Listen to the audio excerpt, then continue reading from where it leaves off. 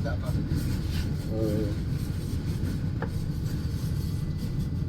Akala mo ganyan lang yung ipapasok kayo sa loob. Ano ko dyan lang. Meron pa papasok ko lang puntahan yung mga ito. Wala mahilig niya sa loob. Parang kudali. Parang po sa Yan sikat yung ano po. Kaya.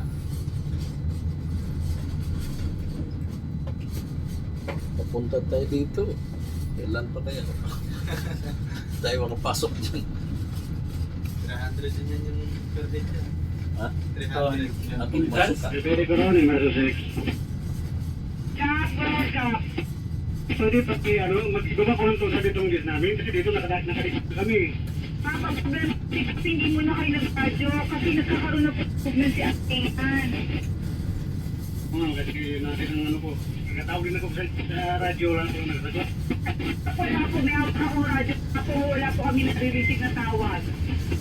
Ano nangyari si Kapon? Yung ibang puro niya, lipad mo lang sa kapila. Kasi si Atean po, kanina pa po yung sasabi na didikit na sila. Kasi sa atin ang Inform niyo po po. Wala mo nang bababa.